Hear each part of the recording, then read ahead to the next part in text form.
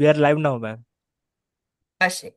Welcome everybody. I'd request Dr. Ashish Fadnis, who is the Bombay Orthopedic Society Secretary, to welcome all the participants as well as the delegates from all over the world who have joined in today. Thank you very much, ma'am, and a very warm welcome to all of you watching this on Ortho TV, on BOS YouTube channels. A very warm welcome to you on a Sunday afternoon. Today, our worldwide webinar features our friends and our faculty from the Asia Pacific Orthopedic Association, the Foot and Ankle Council, who will be discussing a few things and very interesting cases of foot and ankle trauma and various pathologies. I'm the secretary of the Bombay Orthopedic Society, and without wasting much time, I would just like to welcome everyone and briefly talk about our society and welcome our delegates. The Bombay Orthopedic Society this year is celebrating its 6 decades of existence. We are a society that has grown from strength to strength, and it is because of the doyens or the giants who have shaped our society, who have founded our society, that we find where we are. This is a brief glimpse of the essential members of the society who have contributed worldwide and who have contributed to orthopedics, whose recognition is, whose work is recognized by one and all nationally and internationally. It all began with Dr. Katrak, who was the first orthopedic surgeon in India and who established the first orthopedic unit at the Wadia Children's Hospital, where the convener for today, Dr. Rujuta Mehta, currently heads the orthopedic department. This was the first academic teaching unit in India. And Dr. Katrak also went on to establish the first academic teaching unit at KEM Hospital and other hospitals in Bombay. He was the first Indian to be awarded the honorary fellowship by the British Orthopedic Association.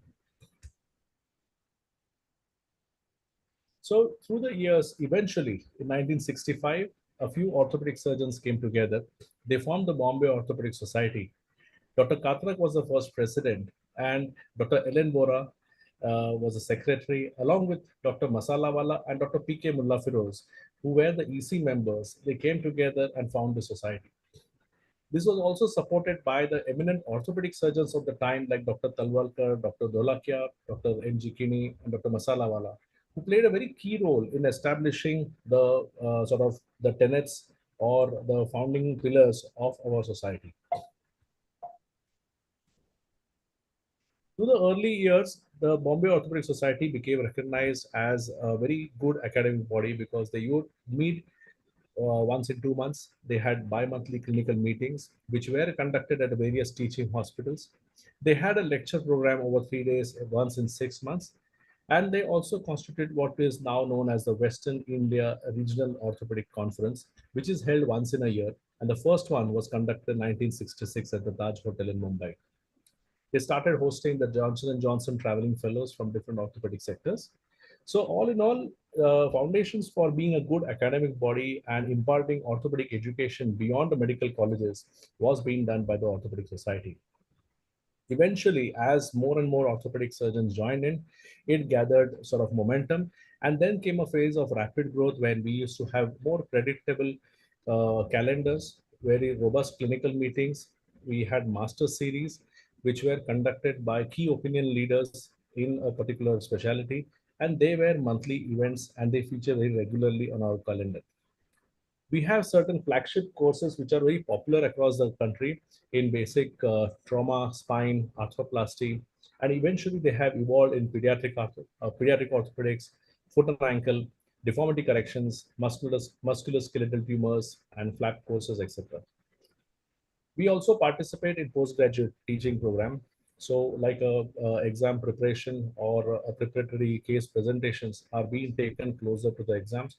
But more than 6 or 7 such programs are conducted throughout the year in a teaching hospital where Dr. Moonot said, Dr. Karkhanis, they take part and they train about 40 to 50 surgeons, 40 to 50 students who are all appearing for their exit exam or qualifying exam in the months to come. We run a fellowship program. Currently, this fellowship program runs for arthroplasty, pediatric orthopedics, and spine, where we invite trainees from different parts of the country to come and visit The surgeons who are based in Bombay go to multiple different hospitals, scrub up for cases, attend OPDs, and do certain observerships. We are also tying with various orthopedic associations across the world to sort of send our members as fellows to different places where they could sort of exchange ideas, learn new concepts, and then come back and practice here. YROC is our premier academic event. It is usually attended by surgeons from about 1700 to 1800 surgeons from India and a few neighboring countries. A lot of foreign faculties, they do participate in this event. And this is sort of the pinnacle of the academic calendar that we have every year. We have a journal, the Journal of Clinical Orthopedics, which is now sort of going to get indexed in the near future in the Scopus. And we are not yet PubMed indexed journal, but we would get the BOAJ accreditation very soon. We have a very good protocols app, which I would encourage everyone to download and use it. This is an app which is designed by an orthopedic surgeon and taking in consideration the current medical legal practice and medical legal scenario that exists in our practice. So these are consenting apps where these are apps which are used for consenting. And there is a variety of orthopedic procedures along with different aspects of information that you would want to give to the patient and the patient's relatives regarding the risk of complications, resurgeries, and things like that, which is there in that app. It is free to use. It is free for everyone. All you have to do is just register for the app. This is again sponsored by the Bombay Orthopedic Society for its members and for every orthopedic surgeon who wishes to use that. Dr. Agashe, who is going to join us, he has done landmark research and practice-changing research in osteoarticular tuberculosis. So Bombay Orthopedic Society does have a corpus where we fund some researchers who would want to do cutting-edge work or practice-changing work in orthopedics, where we can support them. Where do we stand today? We have influenced a lot of orthopedic surgeons across the country, and through our members or through our teachers who have been as faculty, most of the people across the country would know about the Bombay Orthopedic Society, and they look to us towards as a good orthopedic academic organization.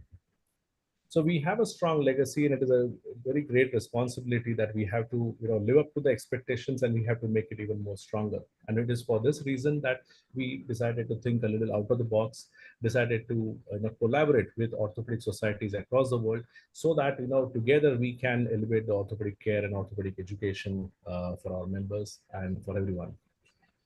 We do conduct these worldwide webinars are a part of a worldwide webinar program that we have been conducting. We have conducted a couple, which I'll mention, and a few more are to come. There are a few outreach programs where physically the members of our society, the teachers, the senior members would go to different cities across the country and conduct these monthly outreach programs with the local orthopedic organization and sort of discuss on a particular topic through a particular topic of orthopedics. We have 4 live surgery symposia where there are a few curated surgeries which are recorded in a particular format, which are sort of going to be relive. The surgeon speaks about the surgery at a particular moment. This is being attended across 17 to 18 cities at the same time across the country. We have 4 such symposia happening this year. We concluded recently did the hand surgery symposia. The foot and ankle is the next one, which probably will be in the month of September. And we have one on shoulder, elbow, and pediatric orthopedics. This year, we'll publish a series of monographs, which will be released in our annual conference in YROC. And these will be dealing with different and very specific topics of orthopedics where there is a need for some clarity and consensus. We have a fellowship program, which I just briefly alluded to and mentioned.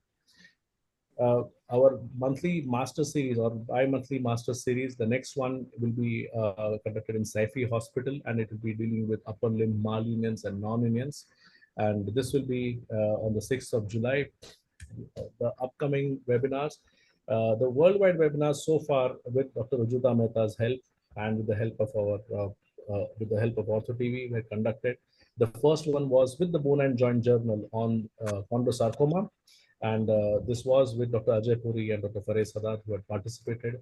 The next one we had was with the Canadian Pediatric Orthopedic Society. We looked beyond the beyond DDH and looked at various aspects of slip, upper femoral epiphysis, Perthes disease, and hip fractures in children.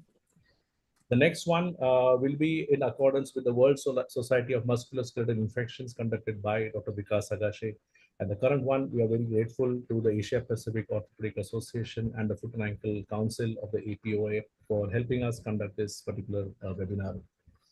The next outreach program will be in Vapi, which is a place which is close to Mumbai. And this will be the next following Sunday, where we'll be discussing about complex upper limb trauma, the controversies, and arriving at a consensus in the management of upper limb trauma. The live surgery symposium, as I mentioned, the last one was conducted in Jupiter Hospital regarding hand surgeries. There were about 15 to 17 live surgeries which were telecast from 9 o'clock to about 5 o'clock in the evening. It was across 17 cities in the country, and more than 150, about 100 people were there in the audience, and I think more than 200 people were there across the country listening to and watching these particular videos. The next course that is going to come up is a basic arthroplasty course, which is a 7-day course as a part of our flagship event. This is between July 12th to 18th. And here we have got cadaver workshops, sawbone workshops.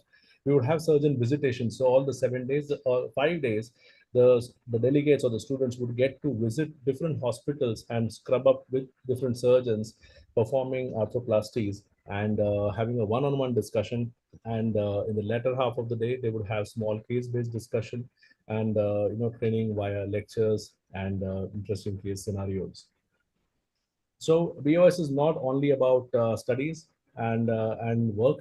This year we also have our annual monsoon picnic. So this will be on the 26th and the 27th of July in Karjat in Radisson Hotel, where we invite everyone to please register for this picnic. It is there on our website. The link is there. So we would, really be happy if every one of you could join us for the monsoon picnic. And finally, the pinnacle or the flagship of our society is VIROC, the annual conference, which will be held between the 26th to the 28th of December this year at the Renaissance. This year, it promises to be bigger than the last few years. We are planning a lot of events where there will be a pre-conference workshop, there will be post-conference seminars or focused training programs on all these 3 days, and a lot of academic activity is being planned for the 60th year this year. So I would join Dr. Gautam Zaveri, who is the organizing chairman. Our organizing secretaries, Dr. Paraglad and Dr. Chasnal, in welcoming all of you for this annual event. All in all, I welcome you to this webinar. I thank you very much for joining in today. And I will hand it over to I will welcome Dr. Arvind Puri to take things forward. Thank you very much, Ashish. Can I start by echoing the warm welcome that has been expressed both by Ashish and Rujutha, and thank everybody from the Bombay Orthopedic Society who have helped organize this collaboration with the APOA foot and ankle section, especially Rajiv, Gautam, Ashish, and Rujutha, along with the rest of the organizing committee. Thank you very much. Now, APOA has always believed that the way forward in orthopedics in our region is on delivering knowledge, education, and raising the standard of the specialty of foot and ankle in particular, and orthopedics in general across the region by collaboration, interaction, and sharing of knowledge. And in this regard, this is an absolutely fantastic example of how we can achieve this.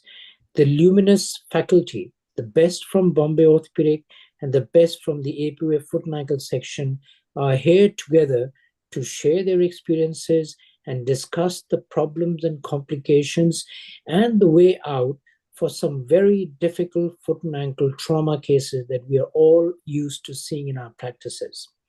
I just want to perhaps mention 3 important things.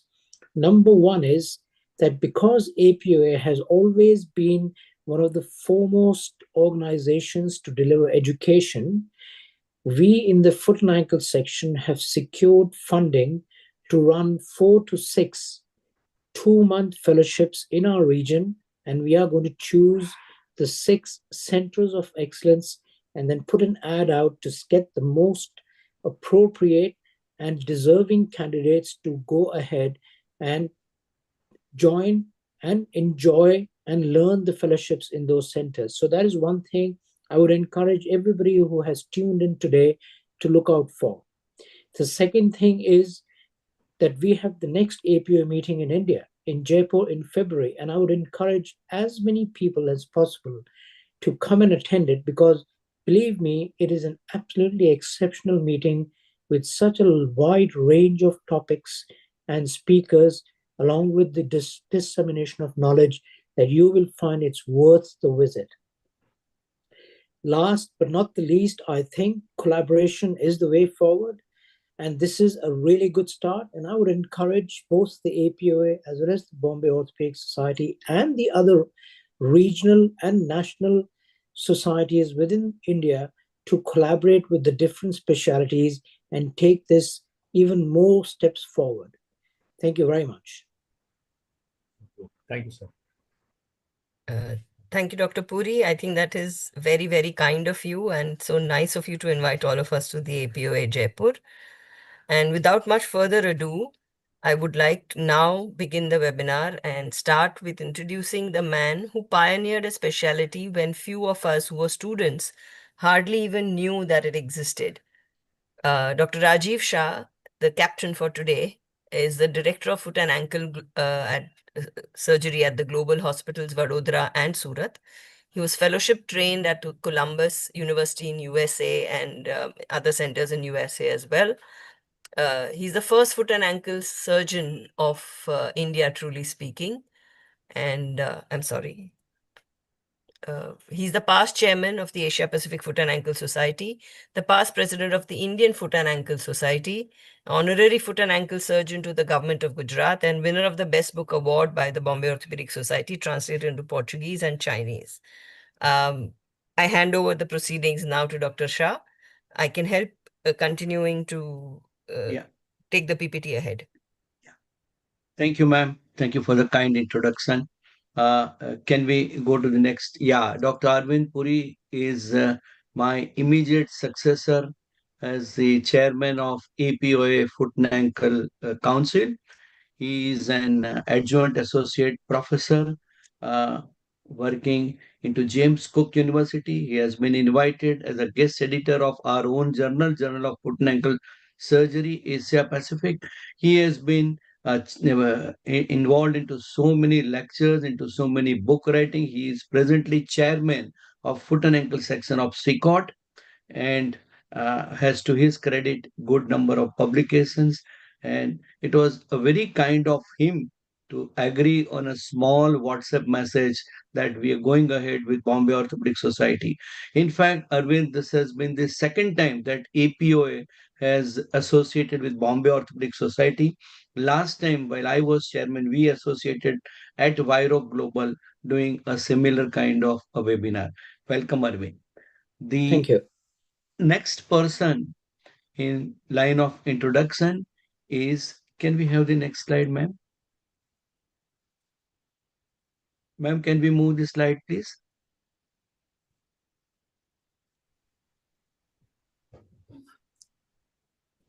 Rujuta, ma'am, can we move the slide?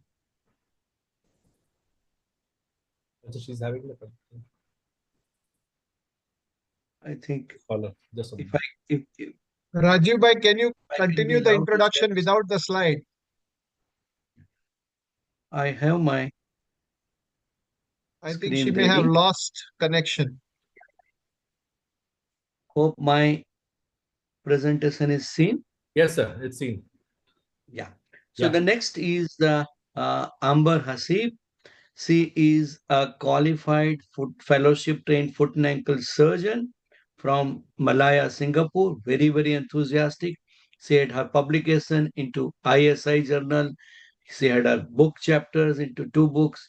She has been an active member of APOA Education Committee as well as Foot and Ankle Section Committee member. She has been APOA Young Ambassador.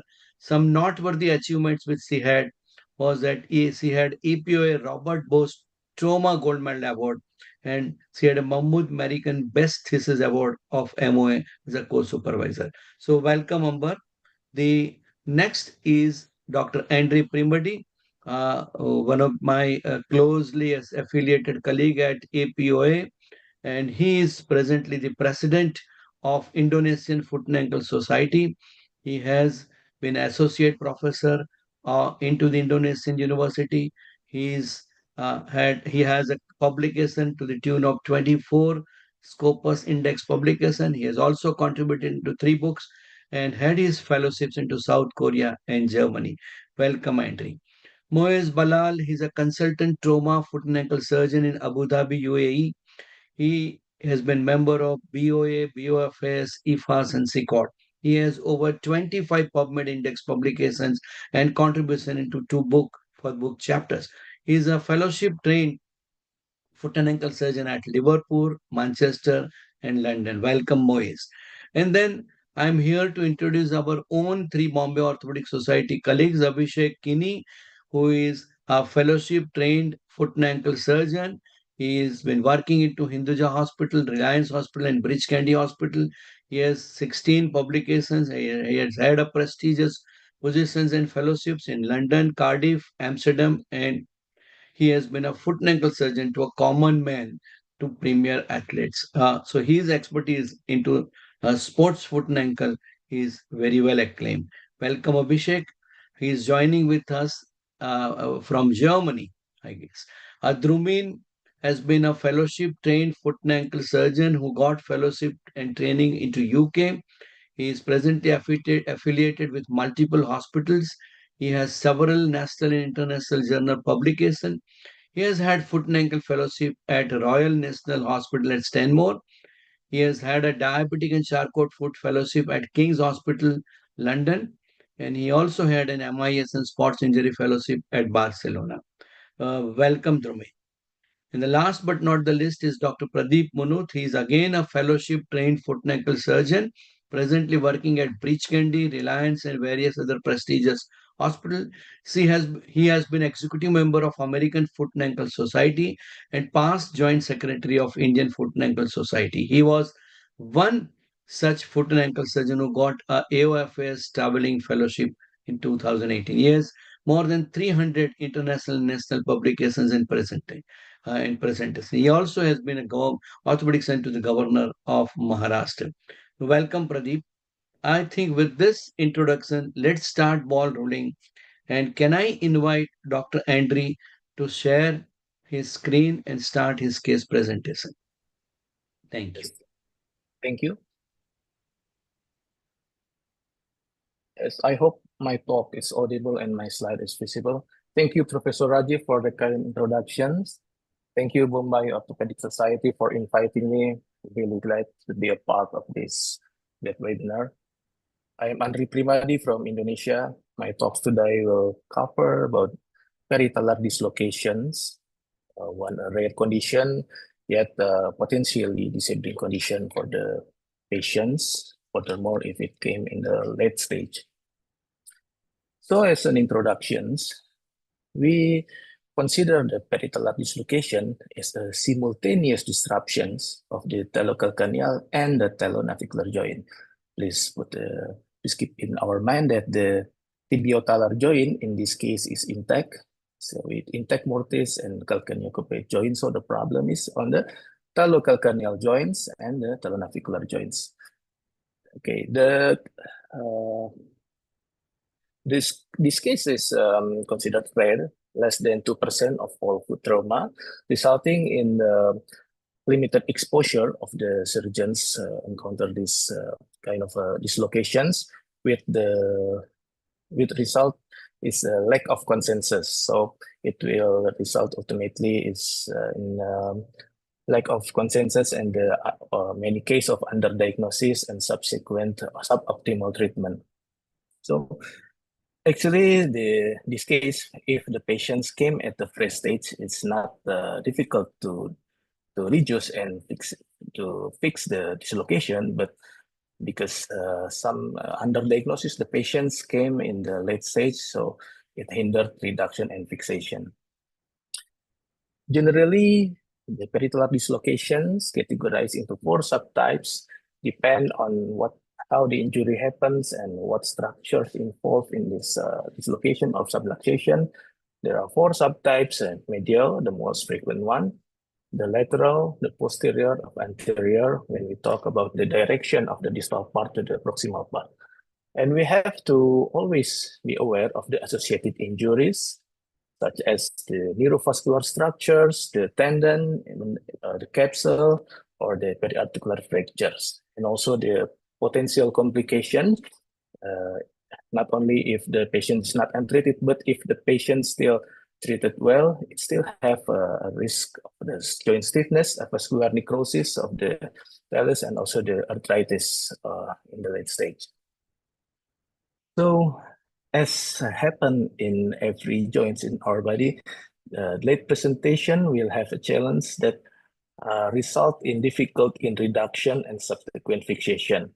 Risk of vascular necrosis, of course, it will happen, and then the fibrosis and joint contractures will make the reduction and then fixation is difficult. Not only the close reduction, but also the open reduction is not straightforward as well. So we need to focus on extensive surgical release because there's many soft tissue or hard tissue impinge and being obstacle for the reduction. So this is a treatment option for the late presenting stage. Of course, I think we all can agree that non-operative is rarely successful in the late stage, but in operative also it's not, as I mentioned before, it's not straightforward as well. We have to plan carefully about approaches because the approaches will related on what soft tissue should be released. For example, the Achilles tendon or maybe the talonavicular joint capsule, tendon, and so on. Reduction technique also important. While I think the manual manipulation is difficult in the late stage, also it will pose a risk because the soft tissue injury will have a further injury with the manual manipulation. So sometimes we need the tools to help us to reduce the dislocation. For example, we can use sun screw to facilitate reduction, functioning as a joystick. And also joint debridement will be necessary because there's a fibrosis intraarticularly that we will need to do the debride before to do the reduction. Use of temporary fixation also will be needed because in the late stage, we will need the extensive soft tissue release, in which in turn will make the joint unstable. So I think after the reduction achieved, we will use temporary fixation. Even in some case with the arthritic case or even the grossly unstable, the fusion of the talonavicular or subtalar may be beneficial as a fit procedure. So I will present you 2 cases. This is the first case. 26-year-old male with minibus driver involved in a car collision, and at first he was brought to hospital, but went home against medical advice. I think it's not uncommon in our region that the patients discharge against medical advice. So the patients came again with the persistent pains and difficult to walk. And you can see here the deformity is considered mild. So I think it's one the reason that the patient thinks this is like a mild condition, and then he went to the bone setter and thinks that with a simple massage everything will be all right. So upon the follow-up, when the patients come again to our clinic, we found the swelling and slight plantar flexion, but still with no obvious medial or lateral translation, particularly because of the swelling that mask the deformity. So this is the X-ray. You can see there's the displacement of the subtalar and talonavicular joint. If you can note, there's ostrigonum. I think that's one of the cause of the impingement, maybe not only the soft tissue, but also the hard tissues like ostrigonum. And the right side, you can see the X-ray and the CT scan revealing the degree of the dislocations. So we have to be aware of the obstacles that can hinder the reductions, and we have to carefully plan our plan to address specifically each obstacles.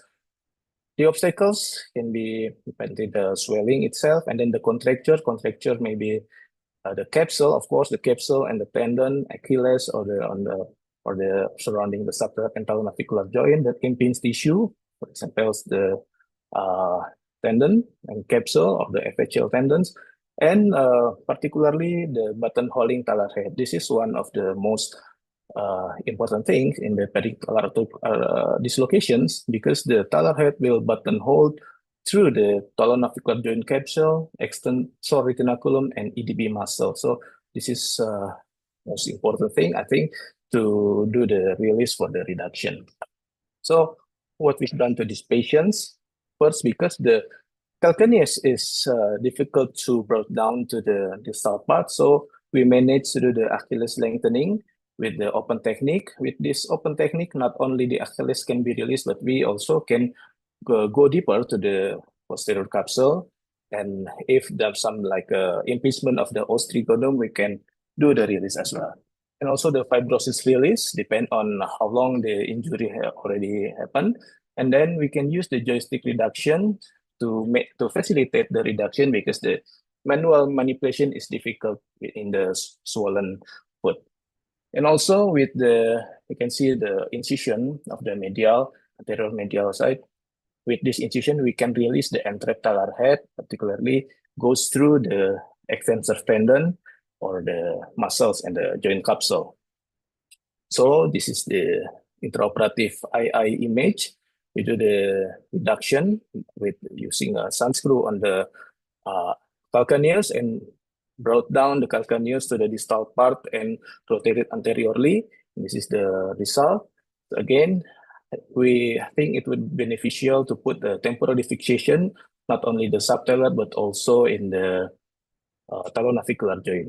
And I will choose to avoid to damage subtalar joint and the posterior facet as much as possible.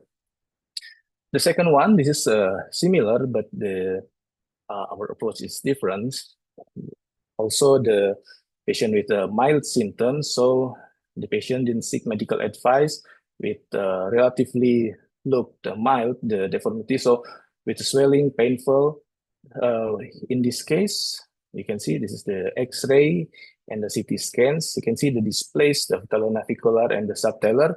So in this simultaneous dislocation of the talonavicular and subtalar, I have an unfortunate experience previously while I focus mainly on the subtalar, but I think in this case we have to put more attention on the talonavicular joints, because I think if the talonavicular joints can be reduced, the subtalar will follow. So the difference with the first case in this patients, we found the arthritic talonavicular joint and unstable due to the extensive soft tissue release. So we choose to do the open reduction followed by talonavicular fusion. This is the result. You can see the talonavicular joint fusion. So this is my last slide. The key takeaways is generally the peritalar dislocation can be managed easily actually in the fresh stage, but unfortunately many patients came at a later stage that the reduction and fixation would be hindered. So we have to carefully plan our surgical plan, including what approach should be used, what tissue should be released, and how to do the fixation after operation. Because if we do the surgery without appropriate plan, it can hinder the result, the outcome, and also with unnecessary surgical complication. So remember, as the old saying goes, the failing to plan is planning to fail. With that, I conclude my talk. Thank you very much. Professor Rajiv, over to you.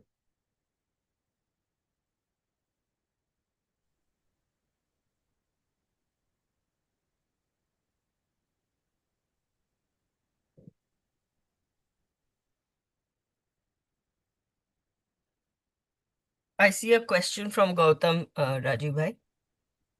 So, Dr. Primardhi, thank you very much for a wonderful presentation.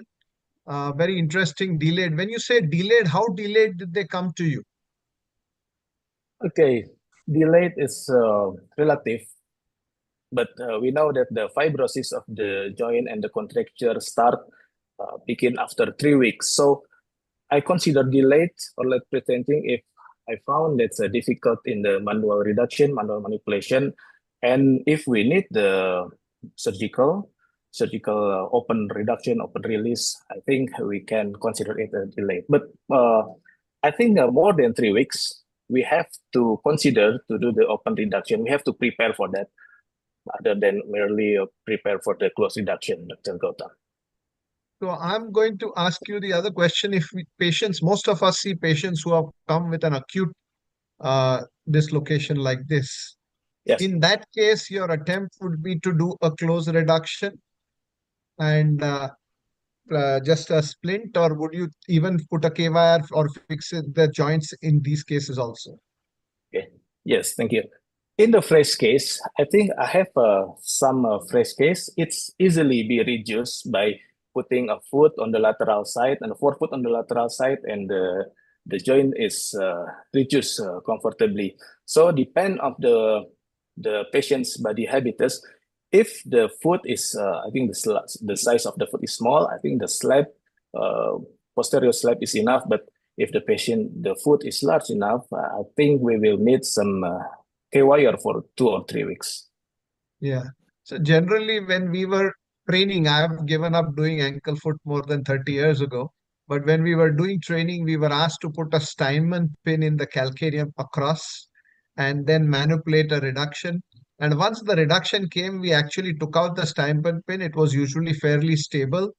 And we just splinted the patient in elevation for the swelling to go down. Once that happened, casted it. Is that similar to a treatment that you would do? Yes, yes.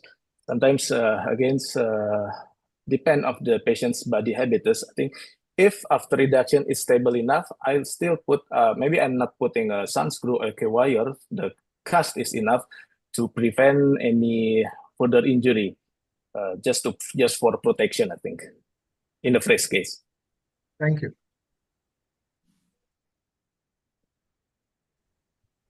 Any other questions from anybody? I just read a question on the chat box. Yeah. There's a question from Dr. Kamal, President of Indian Foot and Ankle Society, that why do you put Steinman pin into calcaneus? Yes, thank you, Dr. That's Kamal. probably... Yeah, I put the Steinman pin and the calcaneum to facilitate reduction because in such case, we cannot do the manual manipulation for the reduction of the soft tissue. So I put the Steinman pin or sun screw to facilitate reduction. So I brought down the calcaneum to the distal part and rotating in anteriorly. So the Steinman pin is functioning as a joystick to facilitate reduction. Thank you very much. I think we will go ahead with the next presentation. Can I invite Dr. Amber Thank you to go very ahead much. with her presentation?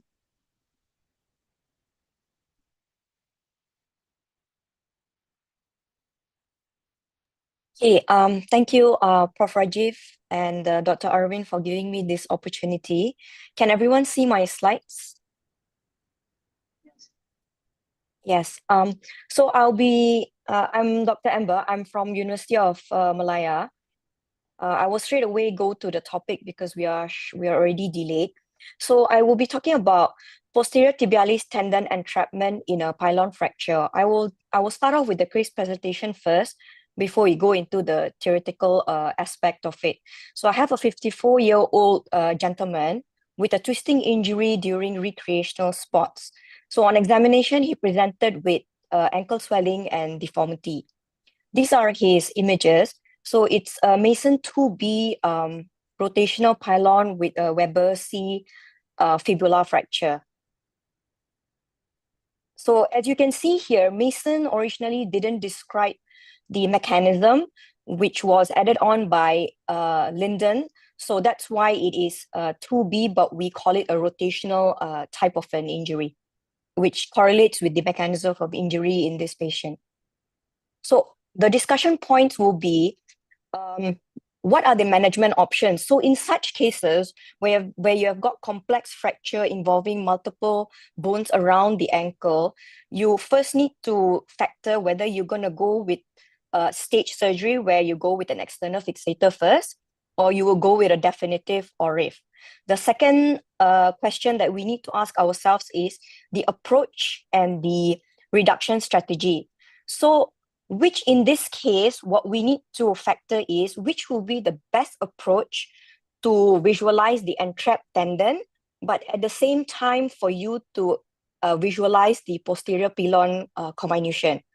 And since the medium, it extends to the medium malleolars, you do need to decide where you're going to place your incisions so that you can address the medium malleolars as well. And in this case, even the fibular fracture. So now the next question arises, posterior tibialis tendon entrapment. Should it be routinely checked? I will answer this question later, because as we know that pilon fracture, especially posterior, is not as common as compared to the anterior pilon. And also most commonly, the posterolateral fragment is most oftenly comminuted and involved as compared to the posteromedial fragment. Second thing is syndesmotic stability. So how would you assess the syndesmotic stability, and what would be our approach to the fibular fixation? And the post-operative protocol is, when do we exactly start weight bearing? So in this case, it was a low energy trauma.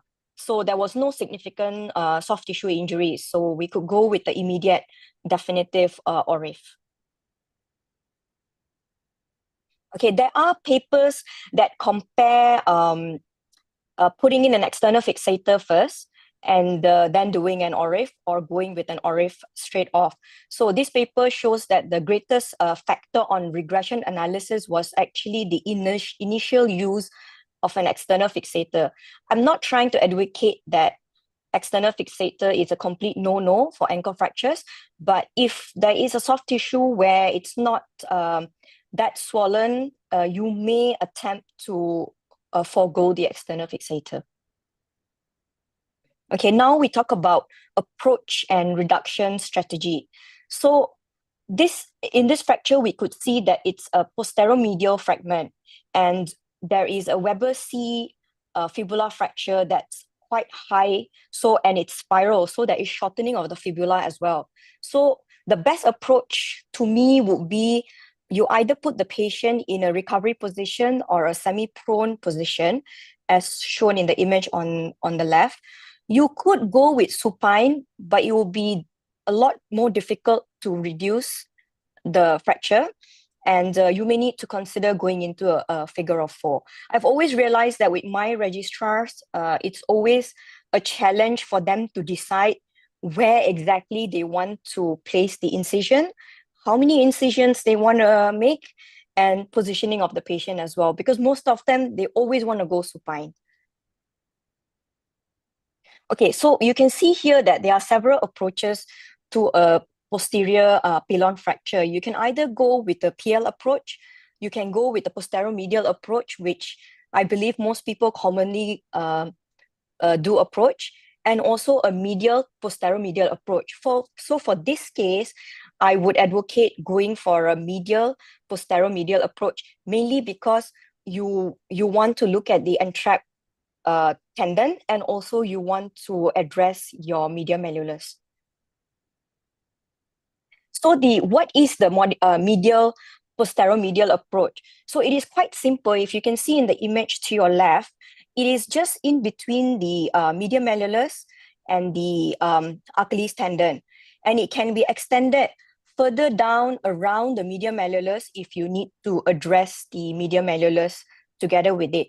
So your incision is either lined between the tibialis posterior and the FDL, or you can go between the FDL and the posterior part of the tibia. But I prefer to line it between the tib post and the FDL, mainly because the posterior neurovascular bundle would be out of the way, and also your blood supply to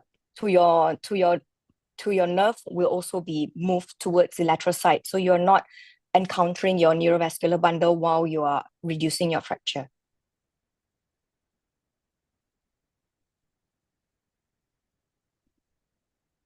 Okay, so the way I approached this was, so I went with a medial posterior medial approach. The tibialis posterior is first removed from the entrap. So you can see in this scan that the tip post is entrapped in the fracture fragment. So you have to take out the entrap tendon first and reduce the die punch posterior fragment. There is another thing to note that if there is a die punch posterior pilon fracture, you should always attempt to reduce the medial piece first as opposed to the lateral, because if you reduce the lateral first, the medial will be pushed away and you will have problem reducing the posterior medial fragment. That is why if you have got a posterior medial comminution, it is still better to stick to the medial side rather than going to the posterior lateral approach to posterior pilon. Okay, so how many percentage of cases does the posterior tibialis tendon actually get entrapped, and should you routinely check it? So if you have a CT scan and you have an axial view, if you are able to see that the fracture fragment is entering the sheath of the tendon, then in those cases, 40% of the tendon will be entrapped. Having said this, the entrapment of PT tendon is only about 10 to 20%. Some literature says 10 to 15% even. So you see, if you didn't suspect this preoperatively and you went with a posterior lateral approach because you want to fix your fibula, you would have missed the entrapment of this tendon. So what happens if you miss an entrap posterior tibialis tendon? There are a few things that can happen. One is chronic. So if you look at image A, which is the preoperative image, you can already see that the tip post is entrapped within the fracture fragment. And 6 weeks post-op, you can see that the tendon has formed its own pathway in the fracture, within the fracture itself. So it's become part of the posterior tibia. This is another case which is showing the anterior comminuted pilon. The other problem that can occur is that the screw, you can see the screw is hitting directly into the tendon, and the tendon is also entrapped within the fracture. So these are cases where you did not plan preoperatively that, you know, your tendon could be entrapped and you end up trapping it further, and it may lead to problems later on. Okay, so now we talk about the syndesmotic and how would you approach to the fibula. So in this case, I would go with a direct lateral.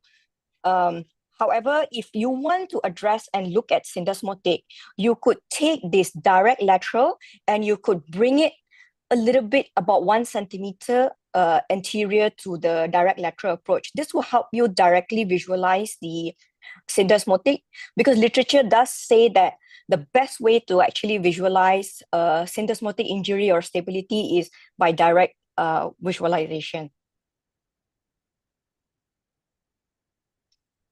Okay, so now you see the fibula. So if you have a fibula fracture, which is a high fibula fracture, a comminuted fibula fracture, a syndesmotic is involved, or you want to estimate or restore the length of the fibula fracture, to me, it will be easiest to go with either a medial posterior medial or a direct lateral, or you can go with a posterior medial and direct lateral, depending on the configuration of the fracture.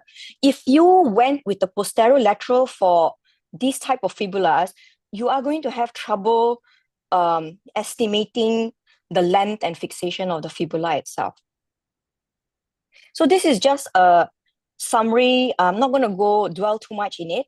It is just trying to show you based on the fracture fragment, which would be the easy, medium, and hard approach to the posterior pilon fractures together with the fibula involvement. So most of them, if you look, posterior lateral is actually harder to reduce your fibula and also address the pilon at the same go, as opposed to the MPM or the PM. Okay, so this is what was done for the patient that I mentioned earlier. So post-op protocol, there would always be whether you want an early weight bear or delayed weight bear. So what I tend to follow is I may allow patient to weight bear in a cam walker at 2 weeks and start active physiotherapy in a cam walker at about 6 weeks. Depending on the fixation, I may allow non-weight bearing for 2 weeks and then allow weight bearing in a cam walker at 6 weeks.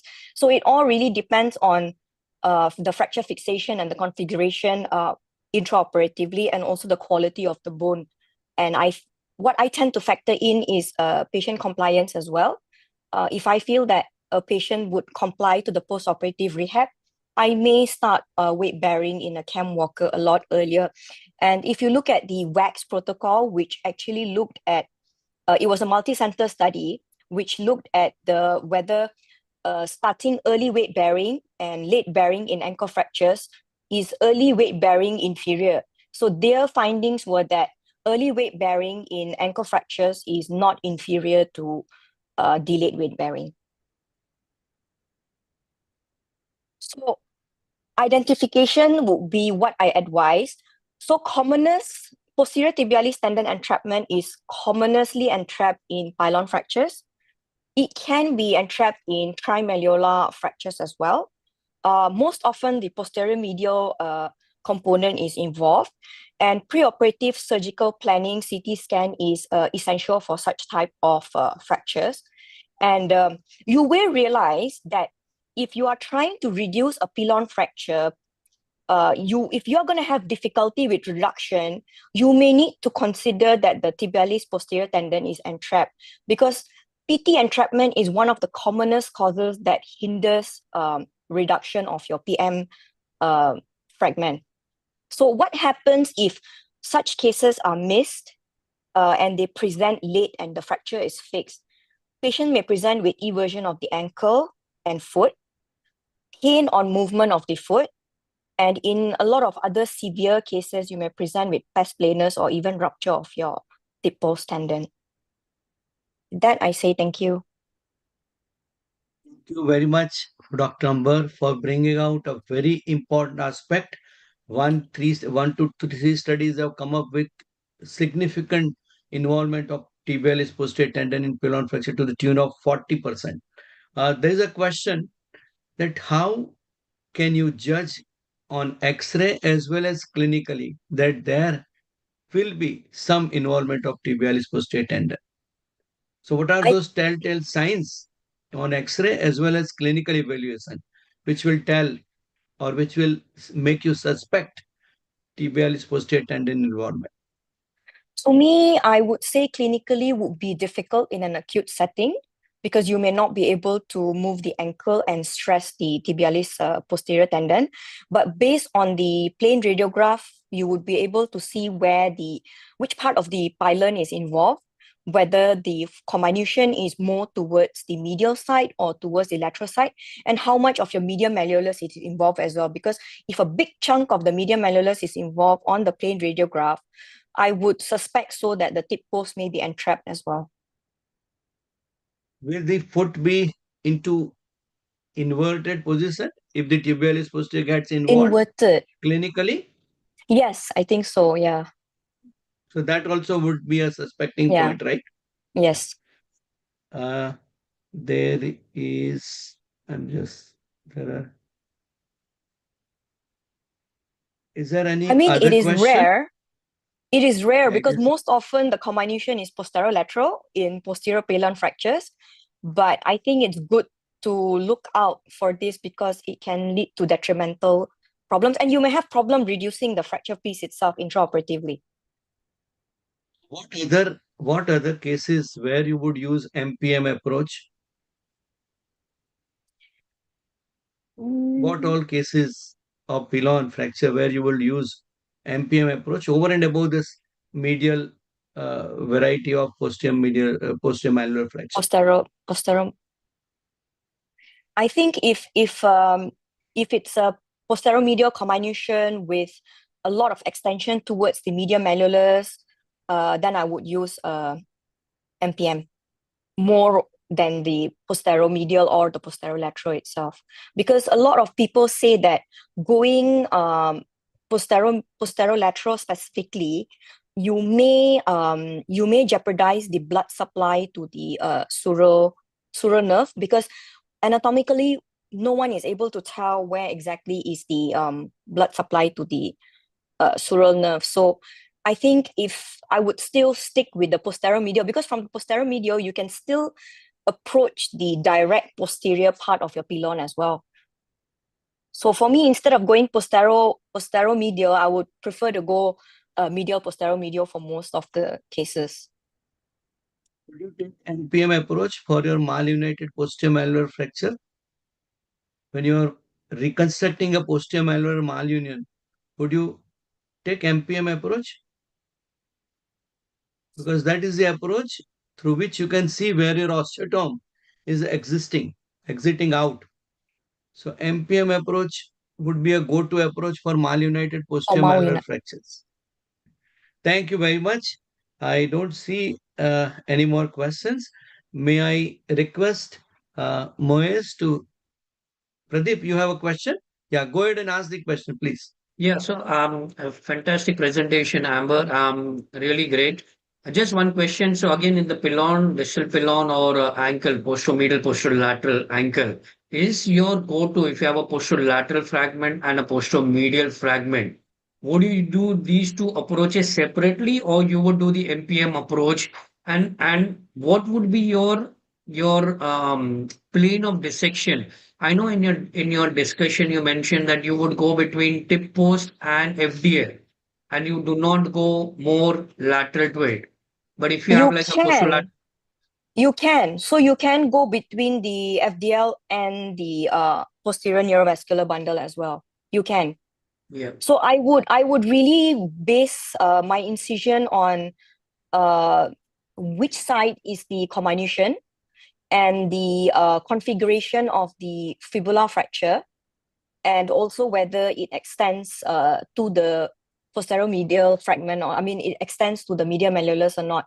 Because PM comminution we know that it's not as common as PL when you talk about involvement of posterior pilon fractures.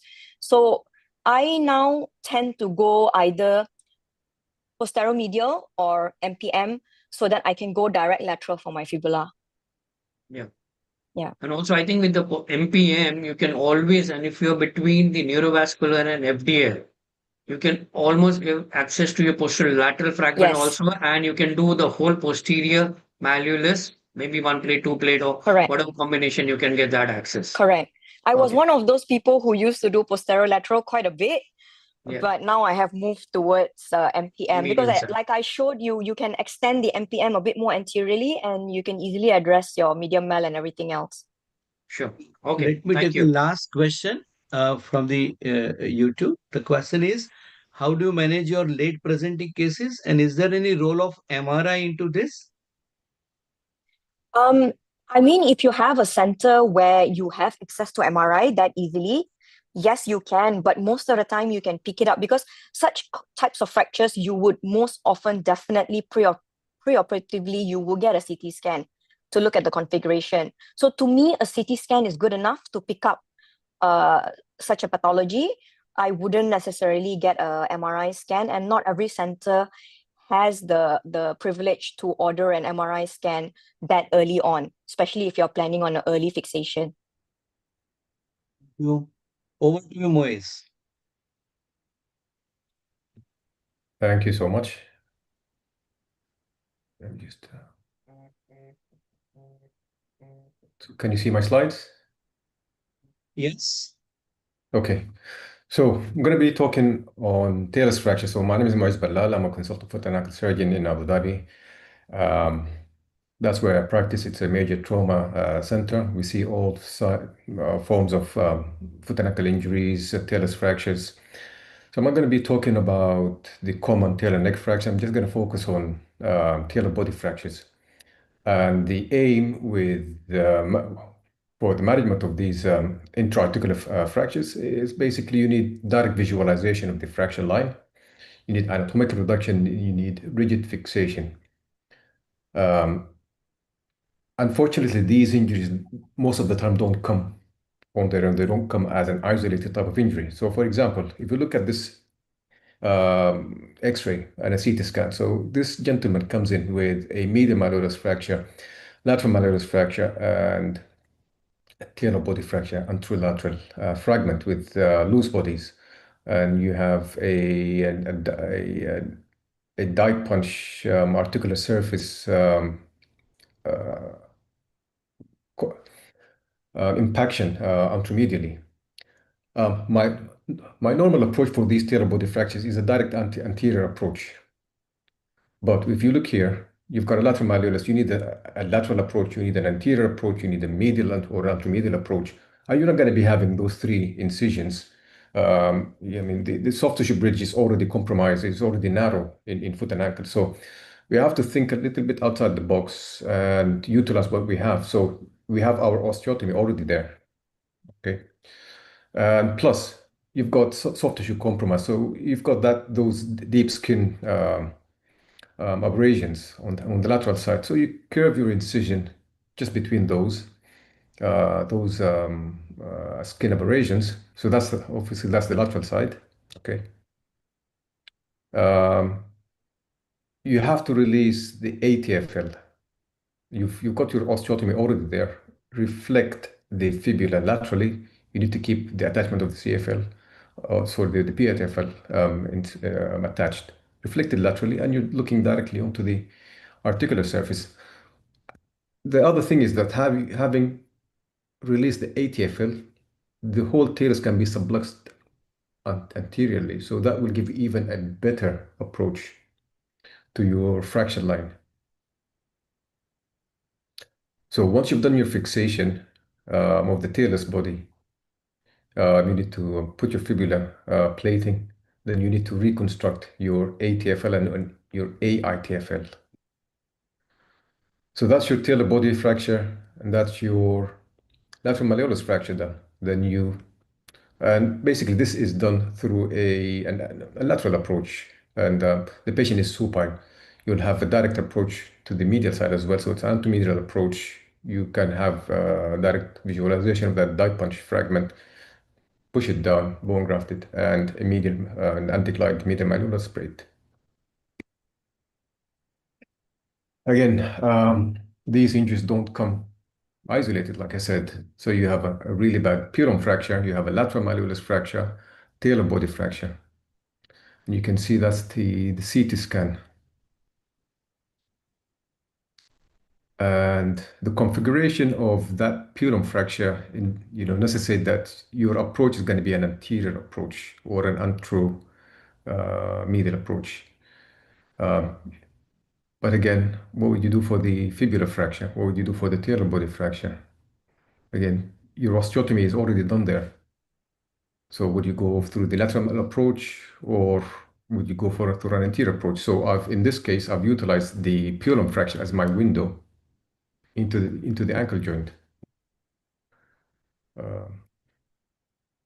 Exactly. So this is the comminuted fracture, lateral approach, anteromedial, anterolateral approach. So lots of questions. So a direct anterior approach, open your ankle joint through the fracture line, wide open.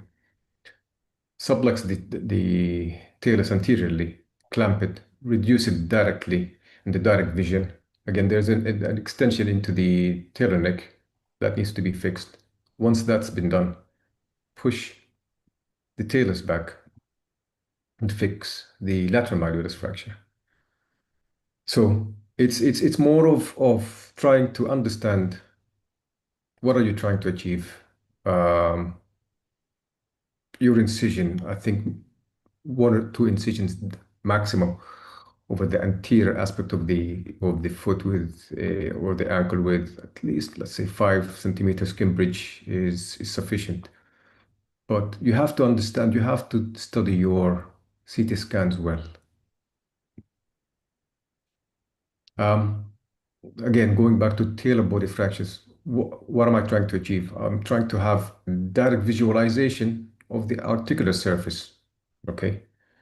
And then most of the fixation will be done, well, not most of it, some of it will be done X-ray guided. So example, again, another talar body fracture.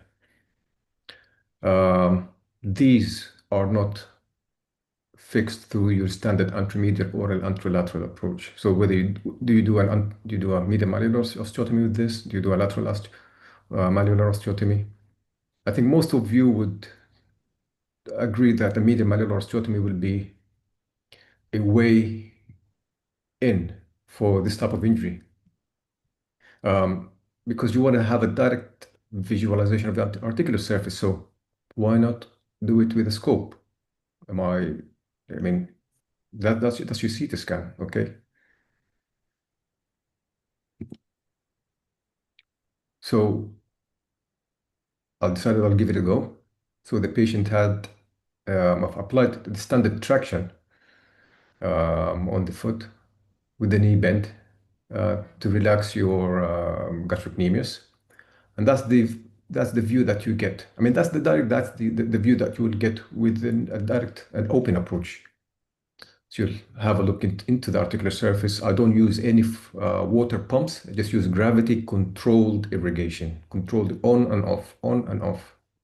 And you see multiple K wires that are used as Andri mentioned before, to joystick your fragments back into place. Again, that joystick those joysticks are based on your CT scans. You know, you need the thick, rigid wires in order to manipulate your fragments. And you can see with this with the scope and with the fluoroscopy, you can have a decent view of your reduction as well.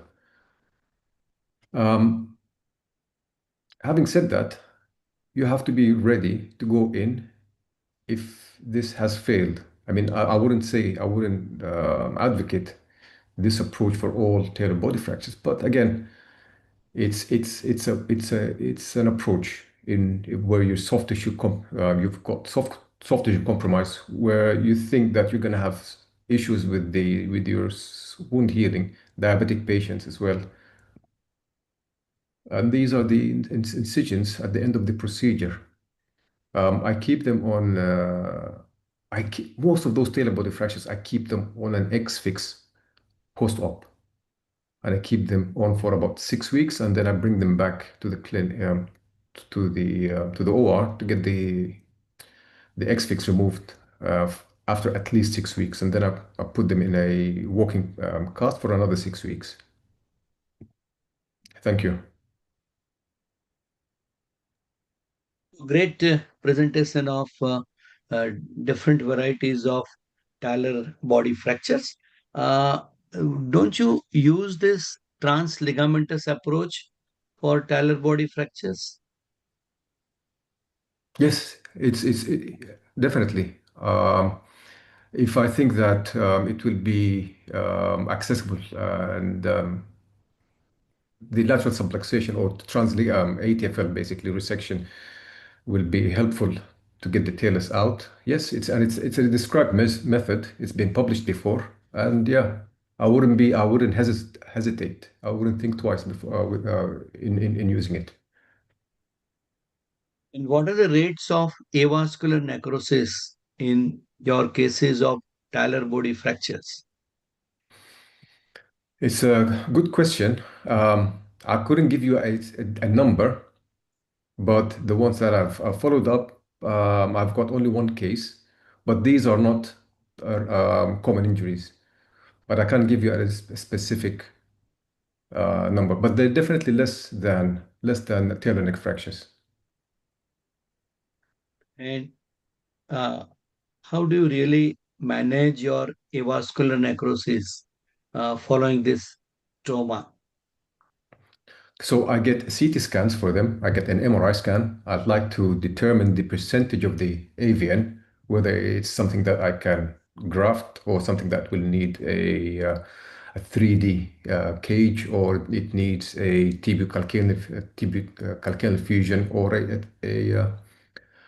a total talus. So it all depends on the percentages.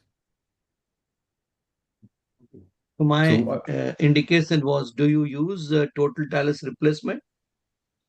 we don't have it yet, but for talar body fractures, most of the time I use allograft. There's a case that I was going to present here, but that was a comminuted talar body fracture where I've used a femoral head allograft and a TTC, so a hindfoot fusion, and I do it as a primary. 6 month follow-up, the head has taken up, but everything is healed in 6 months. But again, those AVNs and the collapse can occur anywhere in the first 24 months. Presentation, thank you very much. May I now invite Dr. Pradeep for his presentation? Let me just try to stop sharing. Yeah. Yeah. Thank you so much. Sorry.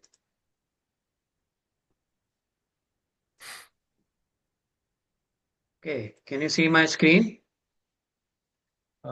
Yes. Okay, excellent.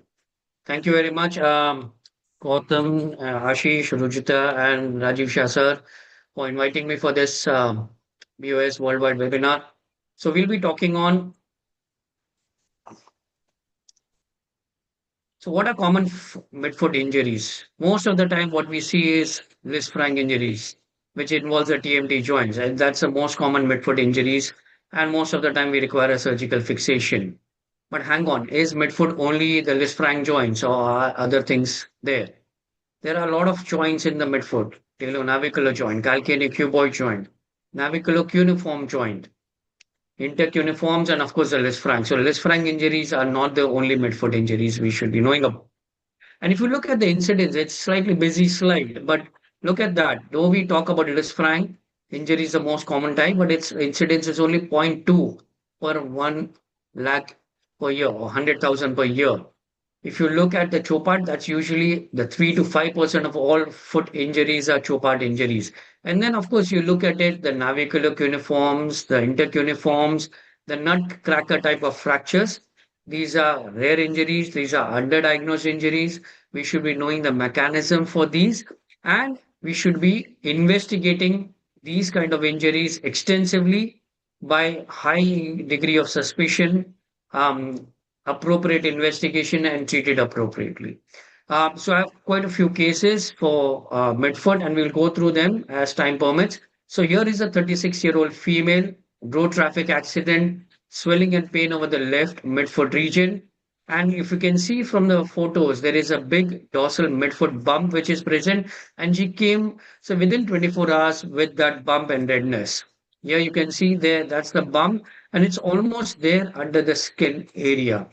If you look at the X-rays, you see that that's the X-ray which we're looking at. And most of the time, which in a lot of the places when you have an X-ray for your foot, you will always be given an AP and a lateral view. Always ask for AP and an oblique view. Ask for a lateral view, because here on the lateral you can clearly see something's not right, something is jutting up really under the skin, and that skin is under tension and will give way. So that is very important to diagnose.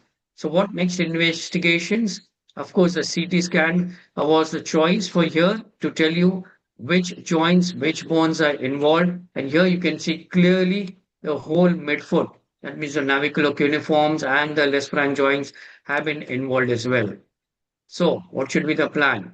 Should we be doing a single stage reconstruction or a dual stage reconstruction? Should we be doing a fixation, or should we be going for a primary fusion? If you were to do whatever, would you be doing a single approach or a dual approach?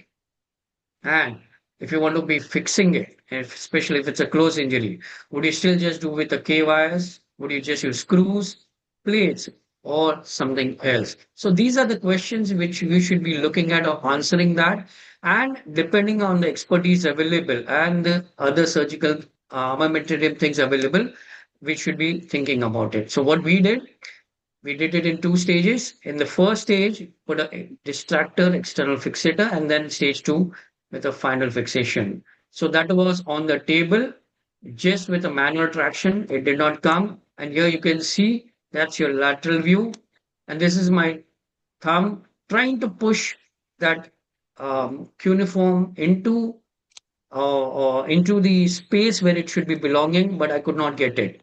So put in a small external distractor, fixator, distracted it, and there you go. You can see it. And the pins are quite easy. You put two pins in the calcaneum, two pins in the metatarsal, distract it, and you have this distal radius distractor, distracted, and there you are. And I just pinned it with a K wire. Also, you can see how now you can see the alignment much better, what is happening. And that's what multiple K wires were then inserted through the Lisfranc joints or through the base of the metatarsals into the cuneiforms and into the navicular and the cuboid to make sure that the length is maintained, the alignment is maintained. And this helps in your future planning and your future um, plan effectively. So that's my post-op X-ray. And now you can see there's some semblance of foot happening. That's a distractor in place. You can see there was a fracture of the navicular, intercuneiforms are widely spaced, but the Lisfranc joints are reasonably aligned. And even on the lateral view, you can see the skin has been detension. So this was kept for 2 weeks, waited for the swelling to settle down. And then I removed the distractor, let the pin sites heal up, and then take for the final fixation. So there it is. Pin sites have healed quite well. Swelling has gone down completely. And then that was a plan. And this is once you've removed it, you can see how everything looks reasonable in place and went on for a definitive fixation. And what was a definitive fixation? Opened up everything. And here you can see everything had gummed up, a lot of callus tissue had present. So I just wanted to make sure everything has been stabilized, joints were prepared, and a K-wire was put from, you can see how the intercuneiform has been widened up. So I wanted to reduce that. So past a Lisfranc K-wire and navicular cuneiform wires were put in, fixed with the navicular cuneiform with a screw, and then multiple plates were put in to fix the midfoot area, basically stabilizing the navicular cuneiform and the intercuneiform joints. I was happy with that. The lateral side, it did not touch anything because I thought that way everything was well aligned and stable. That's my post-op X-ray, did quite well. There you can see that's a Symes line. It's quite good. That's a 6 months follow-up, and she went on to do quite well. No issues at all. Another quick case of a midfoot injury, 57-year-old female, history of slip and a fall, swelling tenderness present over the midfoot, but full range of movement. When you see on the plantar side, that's a plantar ecchymosis, and we know the fact that's a telltale sign of a Lisfranc injury. But I think it's more than that. I think, yes, Lisfranc we say, but anything on the plantar aspect, ecchymosis, I think alarm bell should be ringing that there is a midfoot injury. If your Lisfranc joints are good, then you should be suspecting something else. And if you see here, there are a few things happening. Yes, there is a shadow happening here around the navicular joint, but at the same time, a cuneiform, some fracture line is seen there. What do we see? That's what it is. Patient had investigation. He had already come with the investigations. Here you can see on a CT scan, cuneiforms are fractured. That's a transverse and an oblique line. And of course, if we see an MRI scan, because there was some calcification type of stuff happening at the talonavicular joint, and here you can see the tibialis anterior was avulsed and proximally migrated. So these are the two things. So it's not just about the bony injuries, always associate or see for soft tissues as well. So tibialis anterior avulsions are quite rare. It's not well established due to underreporting or probably missing it as well. And elderly patients usually they have like a flat foot. Mechanism is a forced plantar flexion, and diagnosis is sometimes they come with a swelling and they come with like a foot drop. But the key is the examination. So what did we do? Of course, a long approach along the tibialis anterior tendon, identified the avulsion and initially fixed the cuneiform with a plate and then distally attached the tibialis anterior with a swivel lock and went on to do quite well. One more case, 43-year-old male, history of road traffic accident, pain, swelling over the left midfoot region. See the kind of swelling they had come. Skin condition was not too bad. The swelling was not too bad. They had nadir avulsions and other toes, but nothing significant. They were clean, not infected. That is the X-ray. Look at that. That is a significant or a severe Lisfranc injury. But hang on, is it just pure Lisfranc or something else is going on? So it's always important to assess these X-rays properly because it is just not the Lisfranc. You see, there's a significant divergent or homolateral type of Lisfranc, but also fracture of the base of the first metatarsal, and that really needs to be sorted as well. So there it is. That's what needs to be done, and that needs to be fixed. So would we do a single approach or a dual approach? If you were to dual approach, do we do a plantar and a medial or a dorsal and a medial and one more separate approach on the lateral side? So this is what I planned. One was a medial incision and the second incision was between the second and third. Enough skin gap present between these two incisions. So which one first? That's another thing we should be looking at. So the key is to get your first ray or the first ray length appropriately, and then you can fix your second and third onto the first. So approach the medial side, there was a rotated articular fragment which was reduced. Then the plantar beak way of the metatarsal base that was reduced and fixed with a plantar interfrag screw. Key is make sure you do not have threads going too much distal or proximally or on the top because you want to put a plate on top of that. So then you have a dorsal spanning plate which was inserted. Then a medial approach, as I said, between the base, between the second and the third, marked there, reduced it, put a Lisfranc K wire, and put a Lisfranc screw. Once that was done on a low profile diamond plate, or any one or two plates can be put for second and third, and fourth and fifth, these are mobile rays and fixed with a K wires. And that was the fixation done. I was quite happy with that. Wounds and everything healed well. There was a lot of scabbing that also gradually healed, and that's all done at the same time. 4 months follow-up, weight bearing, patient was quite well. And only thing his complaint was he has some pain over the great toe on the ball aspect when he's walking. He finds that the first ray is stiff, and then we planned that we removed the plate on the medial side, and all the hardware came out, and immediately he felt much better. Alignment looks good, arch is well maintained, and he was quite happy. So in conclusion, not all midfoot injuries are Lisfranc injuries. Beware of Chopard's navicular cuneiforms and dendrocuneiform joints. Early diagnosis is the key. Specific imaging and analysis should be done, and a comprehensive and individualized approach should be used. Sometimes you need out-of-box solutions. Primary fusion may be an option for such very complex cases, and always have a dialogue with your patient that it's a long haul for them. Thank you very much. Thank you, Pradeep, for excellent presentation of complex cases. The question to you is how do you judge intraoperatively that you have adequately lengthened both the columns or you're not over lengthened one column over other column? Yeah, so the key is, I think, looking at your tarsometatarsal joints and other joints, and you have to bear in mind that's why incidence of so if you're doing a fusion, you have to look at the parabola, the first ray, second, third, fourth ray, and always try to get the other side X-rays as well, because that is very key. You want to make sure that the alignment is well maintained. You don't want to shorten your first ray too much or shorten the lesser rays too much as well. So I think getting if you're in doubt, you want to do a primary fusion, you want to shorten it, then always try to get the other side X-rays. Would you, in a complex midfoot cases, would you like to paint and drape both the lower limbs? Yeah, means if you think that yes, you are going to have a very you're thinking of doing a whole midfoot reconstruction or a fusion, yes, you can do both sides fusion as well. As I said, these are very rare injuries, but always, if in doubt, as I said, I would try to initially buy time, put in a fixator, hang on, come another day, maybe a week, 10 days later, plan properly, and get all your instrumentation and implants available to you.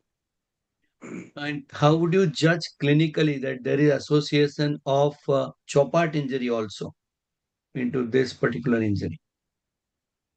So again, CT scans, I think clinical examination, I think plantar flexion, dorsiflexion, rotation, check if it is unstable as well.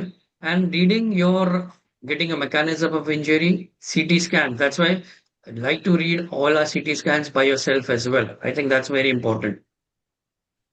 And cuboid, don't forget the cuboids. Yeah. So if you look at the plantar ecchymosis, which are quite proximal, then it suggests you that there is a chopart injury also.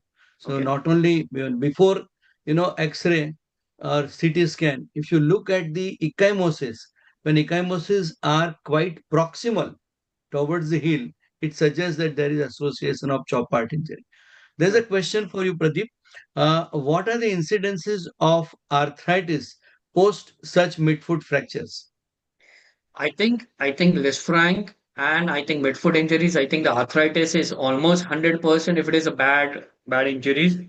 But interesting wise, the cases which I've showed, the first case which is a physiotherapist, she's almost 5 years down the line, she's not come back. So though there may be arthritic, but they not be symptomatic. So that's the key thing. That's why having a dialogue with them that yes, in future they may develop some problems and may need, if you've done a fixation, they may need a fusion in future. That should be explained to the patient very early on. As long as you do that, they are quite happy, they are quite satisfied, and they understand what the expectation from the whole injury has been. And I think all these midfoot injury, complex midfoot injuries, I think arthritis is almost 100%. What is paramount for you? Prevention of arthritis or getting the length of both the columns? I think getting the alignment is very, very important because if it comes in arthritis, you can just deal with it very easily. You can just do an MIS, small open, fuse it, percute screws, whichever. But if you don't get the length and the alignment right, then there's a big problem. So very well said, Pradeep, because the length is more important than you worry for the arthritis because many a times there is arthritis which is radiological and clinically it is not symptomatic. Uh, Thank you, Pradeep. Over to you, Dhrumin, for your presentation. Thank you.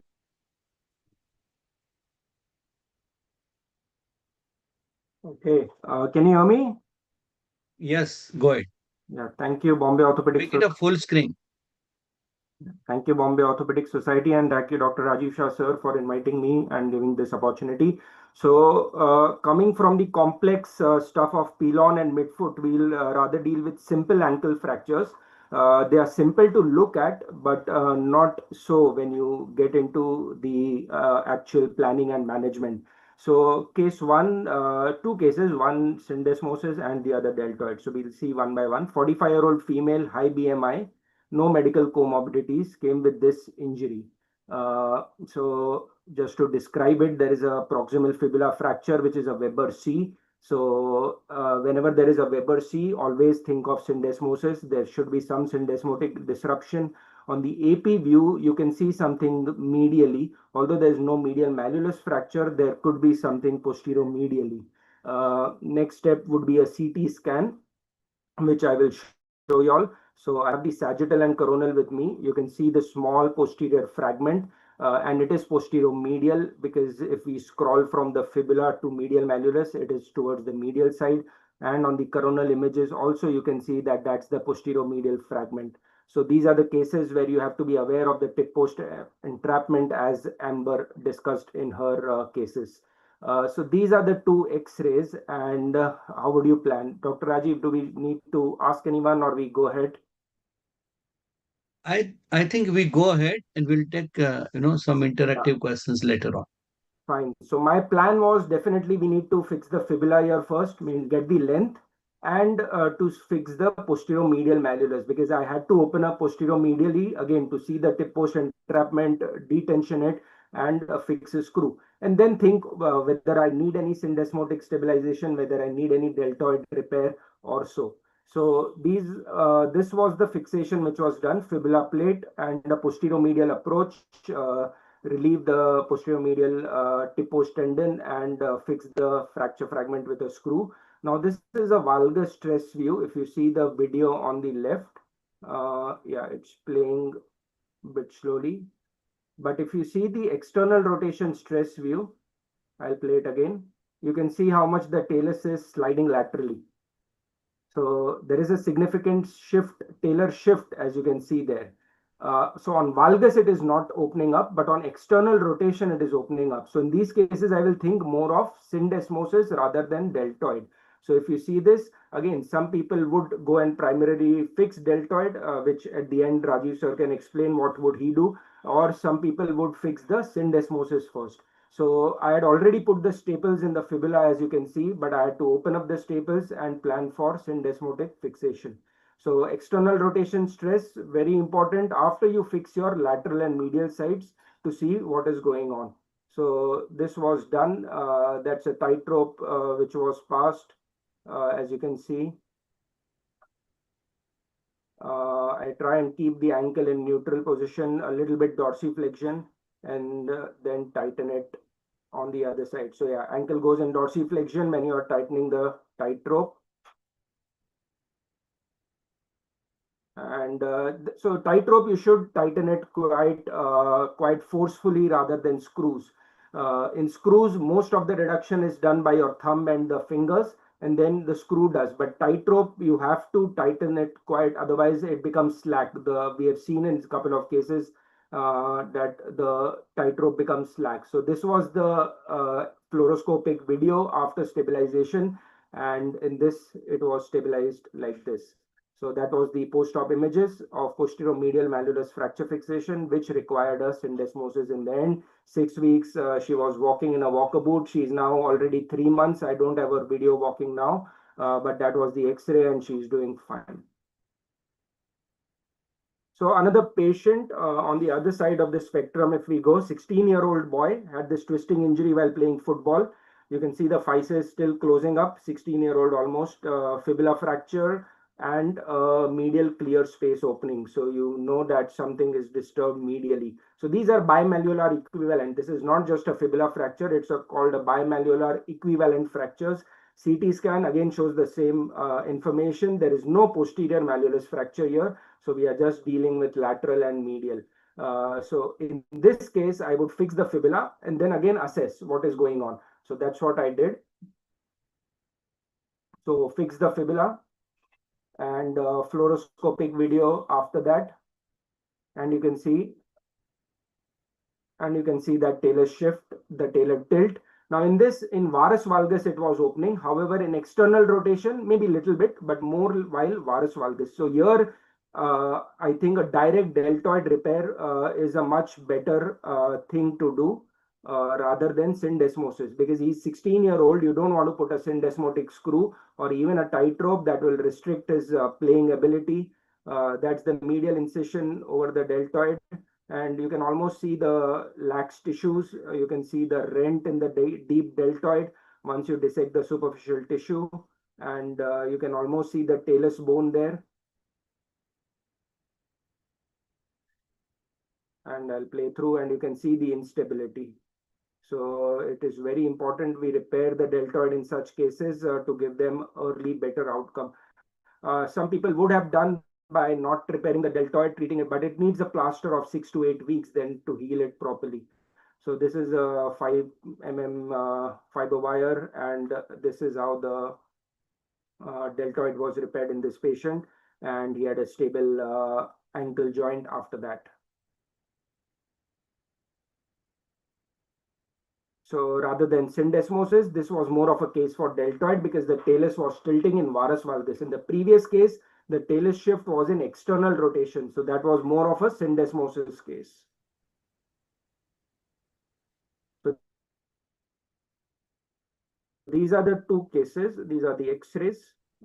Let me just go to the next slide. Yeah, so the advantage of deltoid repair is, I think, this. So at 6 weeks, 2 weeks plaster, 2 weeks, and almost able to quite comfortably in the walker boot. This was possible, I think, only because of his deltoid fixation. A couple of more videos, but I think it gets hanged. And this is him at 4.5 months. So I think this would haven't been possible if deltoid would have left and we would have left him heal in just a plaster. He would have got a good outcome, but if you are giving young patients the best chance to get back to their feet, this is what should be done, I think. So studies have shown that whenever the talus bone shifts, there is a 42% reduction. We have to restore the ankle mortise. First the trend was towards syndesmosis fixation, and now we are moving more towards deltoid repair. So number of articles coming, deltoid provides equivalent fixation rather than syndesmosis in bimalleolar ankle fractures. Meta-analysis again shows that primary deltoid repair is equivalent to transsyndesmotic fixation for bimalleolar equivalent fractures. What I would say, always keep a high index of suspicion. Sequence is fix the fracture first, fix the posterior malleolus, then the fibula, then assess for syndesmosis versus deltoid, which is the major culprit, and repair that acutely for better post-op outcomes. Thank you. Thank you, Dr. Dhrumin, for an excellent point to be discussed onto.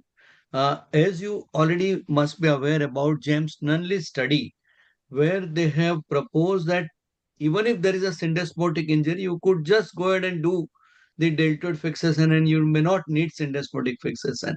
Your view onto that?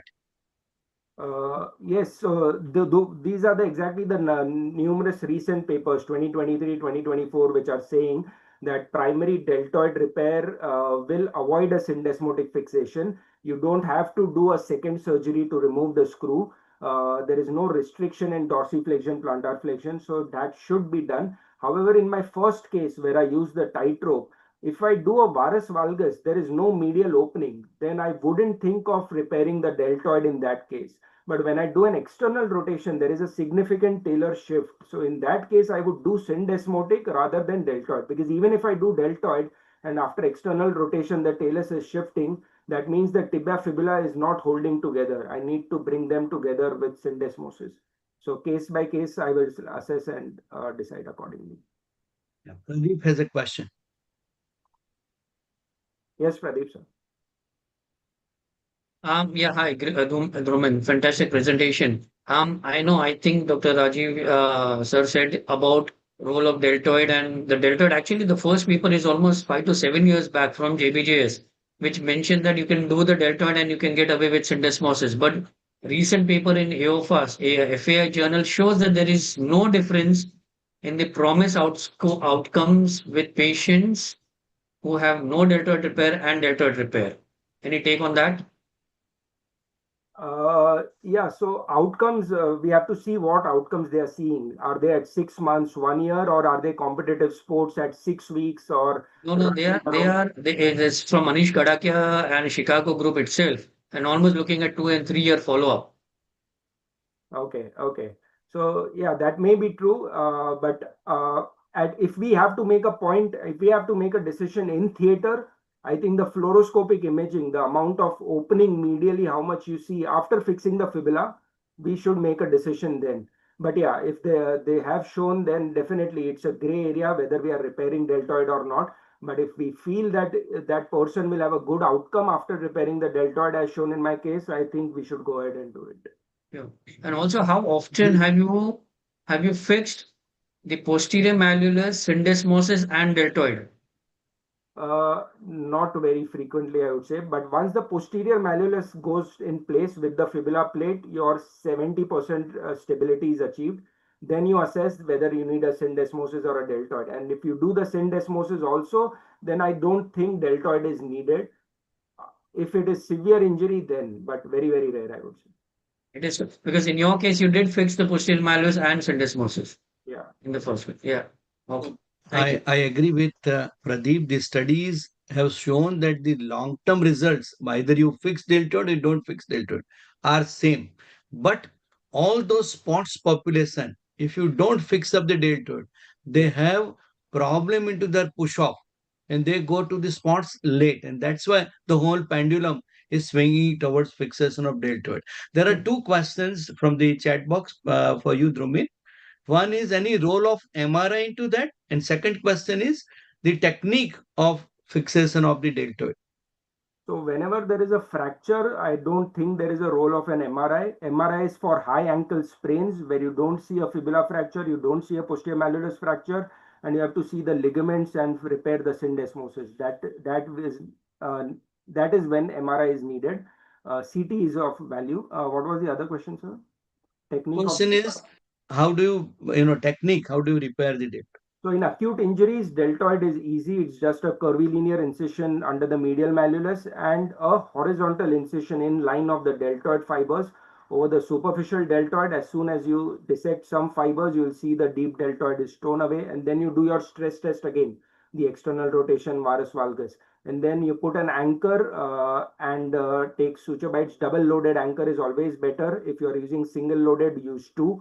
And bring back the whole deltoid material with the capsule, with the deep deltoid, with the superficial deltoid, and tie it over the medial malleolus. If you have an injury where you have a deltoid plus an ankle fracture plus a lateral ligament injury, which would you repair first, lateral or medial?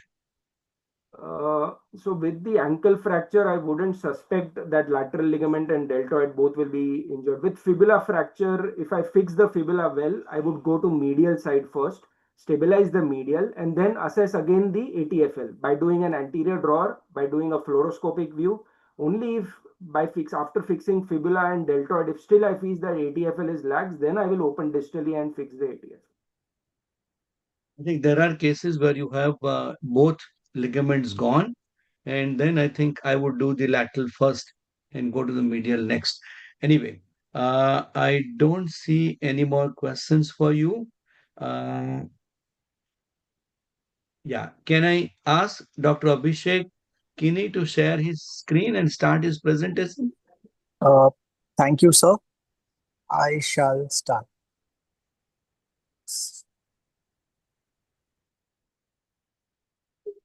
So, greetings from Munich, and apologies for the background sound. I've just changed my presentation from one trimalleolar to the another trimalleolar. And the reason is because I have Agashe sir with me on this group. And this is a case which we did together under his leadership. And I was more of an assistant to him. So this is a 28-year-old male. And we see that he had this trimalleolar fracture with ankle subluxation. Can you make it a full state? Sorry, Abhishek. Can you make it a sir, full I state? think this is, I'm playing it out of my phone. So I think it will come like that. Is it visible? Yes. The main X-ray? But if you could enlarge it, I do not know whether you can do it or not. Is it okay, sir, now? Better. Okay. So this was the fracture which he had. He had a fall in Dubai. He was put in a splint. He was reduced, put in a splint and brought to India. And he was primarily fixed elsewhere. So this was the X-ray which was there post-op. The fracture, the surgeon was not happy with it. And I'll show you the... can you see the CT scan on the other screen, which actually is my camera? You can see that the posterior malleolus is still out and is actually in the syndesmosis over here. So this was a trimalleolar fracture which was fixed without addressing its components. Primarily, the fibula was not brought to length. The fibula was not brought to length. The trimalleolar fracture, the posterior malleolus was not reduced, and hence the medial malleolus also never sat in place. So actually, if we kind of draw lines, the ankle mortise is still subluxated out laterally. You can see that the fibula is shortened and the medial malleolus is turned inwards. So with this information, we went in and we could go in and we had to actually revise the entire construct. We revised the posterior malleolus. We first and foremost got the fibula to length by putting interfrags in a high fibula fracture and then put a neutralization plate. Then we put a proper T buttress plate for the fibula, for the posterior malleolus. And then we could get back the medial malleolus also back in place. So this was his post-op picture. And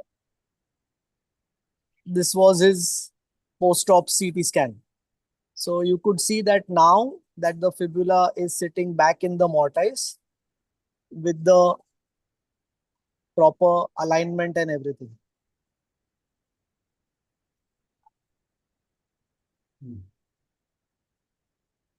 So I think this was the case that we wanted to discuss today.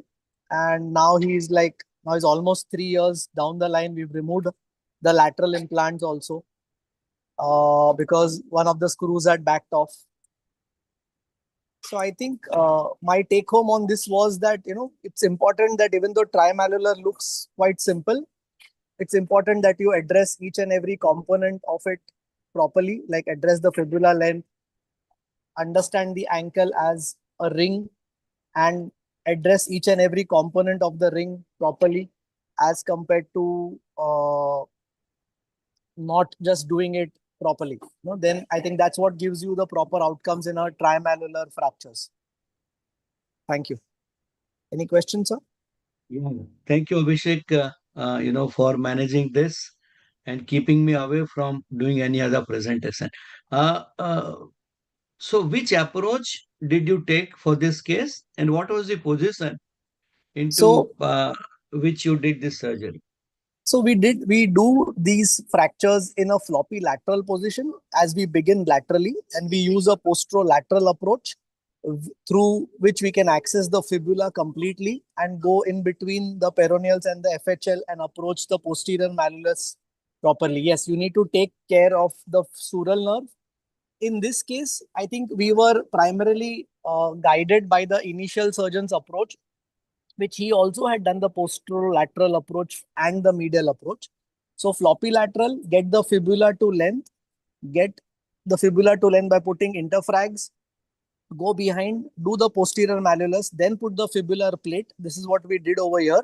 And then turn or take out the sandbags from the ipsilateral buttock, turn him supine, and then get the fibula, then get the medial malleolus down. Abhishek, there must be the original incision, lateral incision, which a surgeon must have put in. And Correct. then you put in one posterolateral incision. No, so sir. The surgeon had put a posterolateral approach only. We just went in, we extended it up superiorly and inferiorly so that we didn't want to put too much of soft tissue tension on the incision itself. Been a lateral approach for fibula and missed posterior malleolus, how would you be the approach you would be going I think we can still go in, extending it far more superiorly and going downwards towards the fourth metatarsal base. And through that, you can actually, with the same approach, you can go anteriorly also onto the distal tibia and go posteriorly also onto the posterolateral tibia. So it's a direct lateral approach for pylons, which is in vogue and my favorite today for complex pylons. So how would you interoperatively judge the reduction with regards to the rotation? So when you do these fractures open reduction, I think you have to get edge to edge. In this case, it was a challenge because it was already being manipulated once. So in these cases, what we do is we make sure that we get direct reduction of the fibula into the incisura. We go anteriorly and check whether the fibula is sitting properly on anterior border of fibula into the anterior fibular incisural notch. And we look out for the what they call it as the Mercedes-Benz sign or the triflant sign of the distal fibula and the distal tibia. In this case, because it was a revision and things, in fact, we did get a post-reduction CT scan before we extubated him. We had that luxury in our hospital, so we could do that. But otherwise, direct visualization of the fibula into the incisura is, I think, the most assuring sign on table for a surgeon, along with the radiological signs of the dime sign and the curvilinear signs and all the thing. But I think for me, checking the fibula sitting back in the notch is very important than the Siams. Okay, thank you very much, Abhishek, and thank you Thank you, all sir. the speakers Thank you. for Thank yeah. you. And thank you all the speakers, and thank you, Arvind, for putting it all together. Over to you, Dr. Gautam, for your vote of thanks. Thank you at the outset. Let me say thank you very much to the Asia Pacific Ankle Foot Society, Dr. Arvind Puri, for spending his evening with us, and to each and every member, Dr. Primardhi, Dr. Haseeb, Dr. Ballal, for presenting such interesting cases, combining them with good literary review so that we all went home with take-home messages. On this platform that we had today, we had about 100 people watching us live, which for a new specialty or a branch in India of ankle foot surgery is a big number. So I'm extremely pleased that all the people will take home a fantastic message. Before you leave, I would like to request Dr. Puri and the team from Asia Pacific Ankle Foot Society to consider one or two delegates exclusively from India for this fellowship that you were proposing, for which you have got funding for. In a country which has a population of almost 1.4 billion, the number of ankle foot trained surgeons are few, and we would be really grateful if some kind of an exclusivity to the fellowship could be considered. I would also like to thank my young colleagues from Bombay, Dr. Pradeep Moonot, Dr. Dhrumin Sangoi, and Abhishek, who is in Germany, presenting at an international meeting over there. And finally, my thanks to my big brother, Dr. Rajiv Shah, who every time I call him up and trouble him, and he is always ready with a smile to help me further the cause of ankle foot in India through the Bombay Orthopedic Society. Thank you, Rajiv Bhai. I would like to thank my secretary, Dr. Ashish Fadnis, and the team from Ortho TV, who's been there and helped us run this program today, and the chairman of the executive committee, which deals with these webinars, that is Dr. Rujuta, and her team of Dr. Bijlani and Dr. Bhaviskar, who make it easy for us to organize these programs. Thank you very much to all of you. Thank you, Arvind. Before everybody leaves, I would like to request my Indian colleagues to stay back for 5 minutes. I would like to have a word with Dhrumin, Abhishek, Pradeep, and Rajiv Bhai before you all exit. So, Arvind, some final words from you before you all leave. Oh, most definitely. Look, this has been an exceptionally good collaboration between the foot and ankle surgeons from the Bombay Orthopedic Society as well as the APOA. And I think there is a great potential to extend this relationship and make it bigger and better. And like you said, the next step is to include foot and ankle surgeons to go and attend the fellowship in countries where they can learn as much as possible within the 2 months that they get an opportunity and come back and spread the word. Also, an exceptional teaching session. Thank you very much. Thank you. Thank you. I think even Gautam, the conditions that we treat are very similar. The ones which are there in East Asia are very similar to what we find in India. So it will be a great learning experience for our people. Thank you. Gautam, Rujuta, you wanted to say something? Yeah, we need to thank our sponsors as well, Torrent Pharma. Last 3 webinars, they've been really very, very, supportive of the whole thing. Thank you, Rujuta. You're absolutely right. I forget to do this, but yeah, you're absolutely right. Torrent Pharma has wholeheartedly sponsored these webinars, and we helped us take this message forward. Thank you.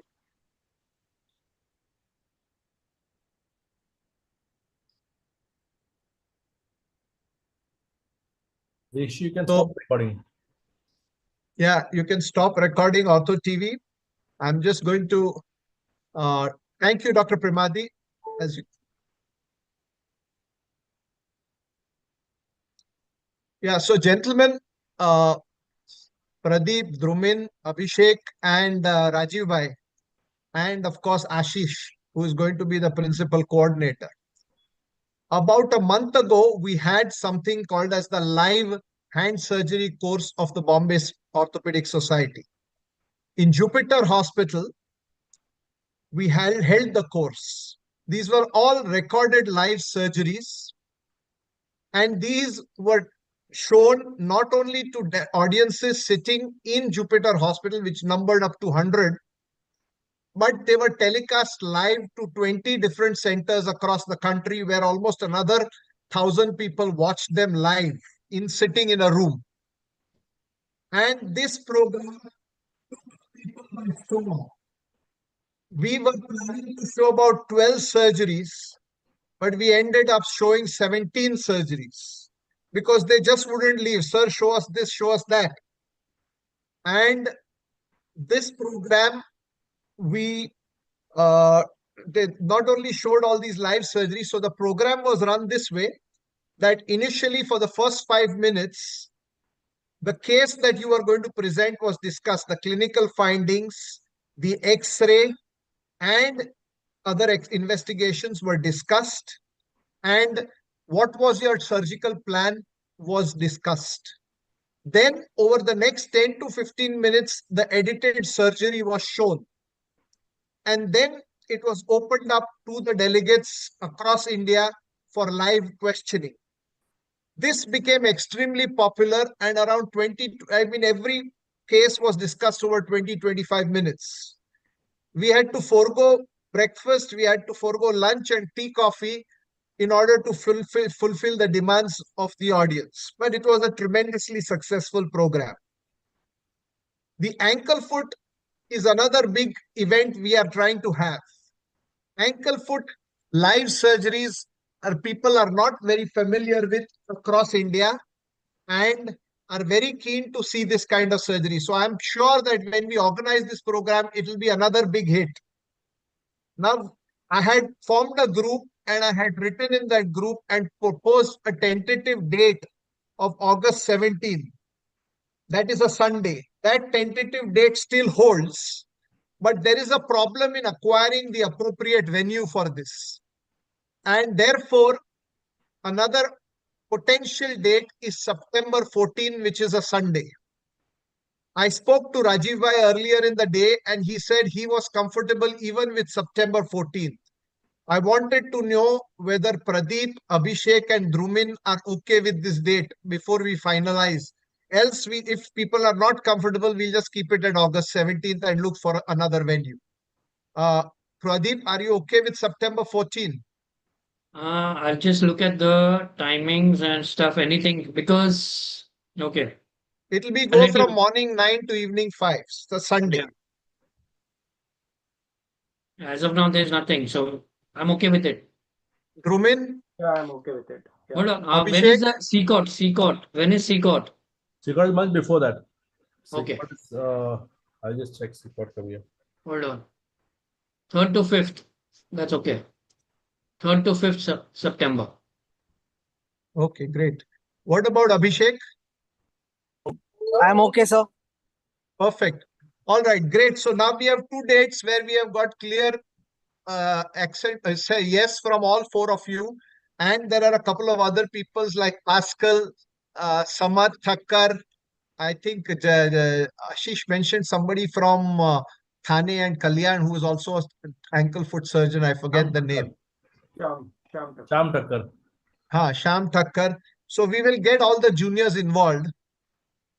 The plan would be to show each and every case over 10 to 15 minutes. What I find is that you will need to edit your videos over 10 to 15 minutes. The plan is to show a combination of trauma and cold cases. I've put up the cold cases on our group, on our WhatsApp group.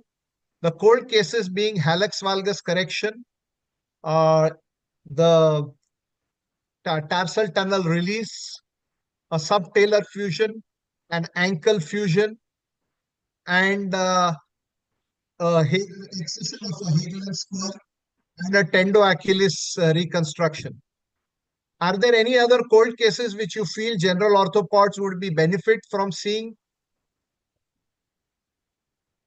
So we can let them decide and come Yeah. up with the list, because anyway 15, 17 cases easily videos can be shown. And Yeah, so what I got from most of them, Dhrumin has already recorded about 3 ankle arthroplasty. I forgot besides the ankle arthroplasty. I think Dhrumin has recorded 2 or 3. Most of the surgeries that I mentioned are already available with Pradeep and Rajiv Bhai.